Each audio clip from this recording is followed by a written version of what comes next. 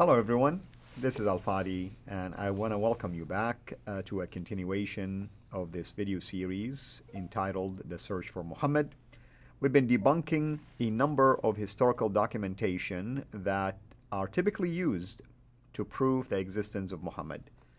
Today we are going to take a look at one of such important document actually to our Muslim friends, that is the Quran.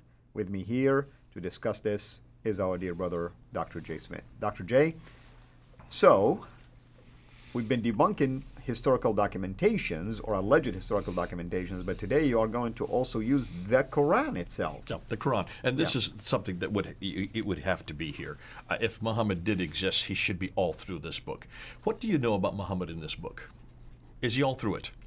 Well, I mean, I'll give you the traditional understanding as a Muslim. Yeah, Muhammad is all through it, but if you ask me by name, probably a handful, 4 times. Only 4 times that his name is in the Arabic. That's right. Now, all the way through in the English translation, they put Muhammad, Muhammad, Muhammad, Muhammad. Insertions, always, of course, yeah. Always in brackets. So for those who are watching, whenever you see the name Muhammad and it's in brackets, you know that that is an interpolation. That is a commentary. They're putting that as a commentary. It is not in the Arabic. And you just, what I always do, I always make sure that I have the Arabic and the English next to each other. Do that. Make sure you have a Quran that has both side by side. So when you make this argument, you can go to the Muslim and say, where is it in the Arabic? Where is it in the Arabic? They're assuming it is. It's always, whenever it says representative of God or messenger of God or apostle of God or prophet of God, they assume and they put Muhammad's name in there, where in many cases he should not be there. In fact, if he is so important, if he is the greatest of all prophets, if this whole book was revealed to him and it refers to him over and over and over again, like in the Shahada, there is only one God but God, and Muhammad is his prophet, which is not found in the Quran as one title or as one phrase. It's separated, but the prophet of God, even the name itself means the praised one, is it not? Isn't that what it means in Arabic? At least the translation of the name, yes, or the title. So I asked this of Murad. Murad is, he understands Aramaic. He also understands and does an awful lot of work in the Syriac, but he also is a native Arab speaker. He is from the Middle East himself, and he has been working on this for years. And he and I did a video a number of months ago where we asked this very thing. And I said, okay, Murad, you're the one that has really worked on this. You understand the Quran. You have grown up with the Quran all your life.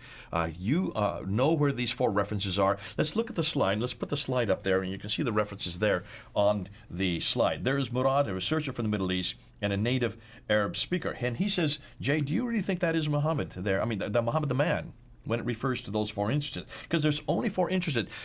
Now, stop and think. If this book is all about this God and this man, why is it we have 99 references to Isa in the Quran and only 4 references to Muhammad? What does that suggest to you? Well, I mean, it's kind of peculiar, really, when you find Jesus, Moses, Abraham mentioned far more than the Prophet of Islam, who's supposedly the final messenger, the seal of the prophets, and so on and so forth. And so there's something really peculiar about this. There's something odd about this. Right. If he is the one that is part of the Shahada, if he is there alongside Allah as the statement of faith that all Muslims must use whenever they are going into battle, whenever they are going and actually giving their life to, if they convert, if this is the case and he's right there with Muhammad all the time, with God all the time, then why is it there's only 4 references of him to him in the Quran? Right. It shows that he's not, either he's second class or maybe that's not even him. This is what Murad is intimating. Now, I'm still on the fence on this one. I'm not going to take a position on this. This is a white paper, as I call it. At breakfast this morning, I explained what a white paper is. I don't know if you know what it is or not. Why don't you see if you do know what or not. What do we mean by white paper? Well, just to get a feeler out there, feel an idea, a thought, data, research maybe, and see what kind of peer review or pushback you can get. And governments do this. They do this in Britain all the time. They call them white papers, where they leak something to the press. The press then puts it right across head pages, front cover. People then react. And then the government looks and sees, well, this is a good idea or it's not a good idea. And they look to see what the rebuttals are, and they realize if this is a good, sound doctrine or not a sound doctrine. Well, doctrine would be theological, political position to take or not a good political position to take. And that's why it's a feeler. You're right. It's just like testing the waters. In some ways, this is what I'm going to do. This is a testing of waters. So we're putting it out there. But Muslims are claiming, this proves that Muhammad had to be there in the 7th century because this was written in the 7th century. We're not going to get into manuscript evidence. We're not going to do that at this point. Otherwise, we could throw that out of the water just to throw that out of the water to show that there are not any manuscripts that early anyways. The manuscripts don't really begin to appear until the 8th century, about 705 and later, except for the lower case of your Sana manuscript. But let's go and talk about these four. So let's look at them. Let's put the slide back up there. And you can see the four references are chapter 3, verse 144, which says, and the Blessed One. I'm going to use the Blessed One because that's how Muhammad is in Arabic. So the Blessed One is no more than a messenger. All right, what Blessed One? Who is it referring to? This could be Jesus, actually. That's what's fascinating. If you look at the context, you can see that. Chapter 33, verse 40. The Blessed One is not the father of any of your men, but he is a messenger of Allah and the last of the prophets. Well, that's fascinating, because that is where they get this injunction from, that Muhammad must be the last of the prophets, without realizing that this could also be the Blessed One. It could be almost anybody. In this case, it could also be Jesus. And this is what Murad is trying to say. Now, I'm not still completely convinced. I know that Mel is convinced, and so is our good friend here that we have here. Robert Spencer is convinced that these are nothing more than the probably person of Jesus, because it's, as we're going to see with the dome and the rock, you can see much the same argument. I'm going to take this position, and I would say, then this will prove to us something, that someone who is a Christian background, who invented, basically a book called the Qur'an, if we're talking about Jesus being the final one, because the Islamic position is that it's Muhammad who is the final one.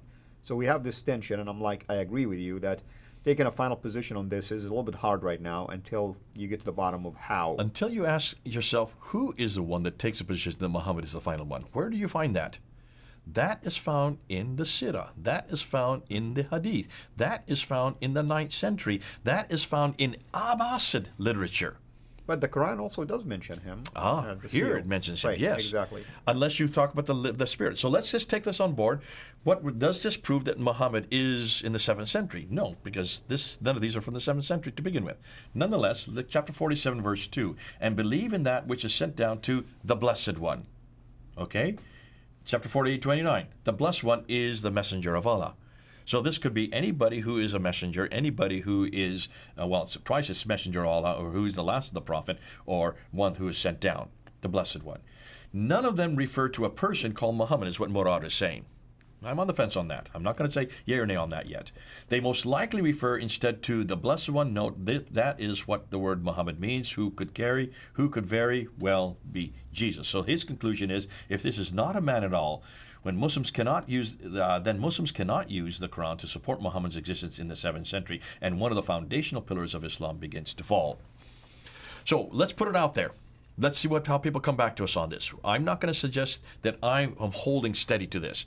I do take the position, unlike Robert Spencer or Mel and Murad, that this may be Muhammad, and this is as we're going to see in the Dome of the Rock. That also is about the same time period that the Qurans are beginning to be introduced. What we haven't done yet, we haven't looked at chapter 3, 33, or 47, or 48 to look and see where that was introduced into the Quran.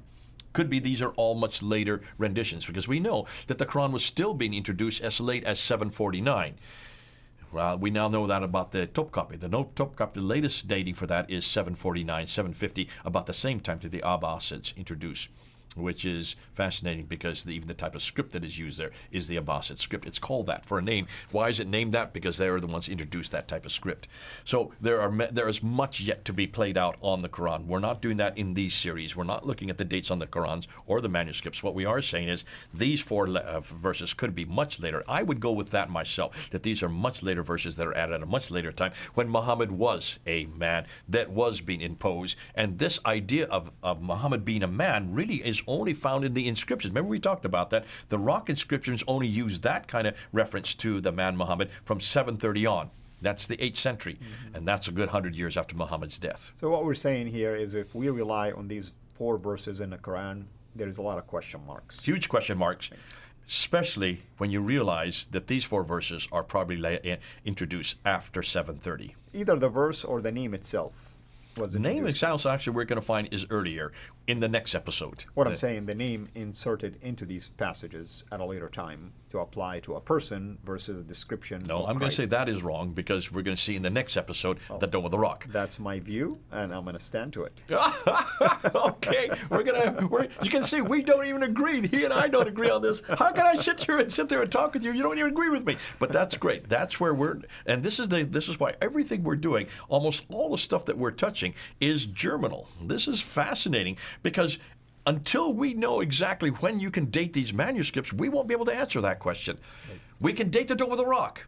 And that's coming next, because the Dome of the Rock is fascinating, because I will suggest that that is where Muhammad's name is introduced. But that's for the next episode. So that's what we are going to address next time, which is the Dome of the Rock. Very good. Well, everyone, you've heard the presentation. You heard also the different views that are being presented, not just by the two of us here, but by the other researchers as well. So we hope that you will do your own homework, especially if you are a Muslim viewer. Until we meet with you again next time, have a blessed day. Thank you so much for taking the time to watch this video. We can't make these quality videos without the help of partners like you. So please consider becoming a Patreon supporter today at patreon.com/Sira International. I want to make sure you always get notified when we release a new video. So please click the bell to be notified, and of course, make sure to subscribe to this channel. If this video was helpful to you, please click the thumbs up. Thank you.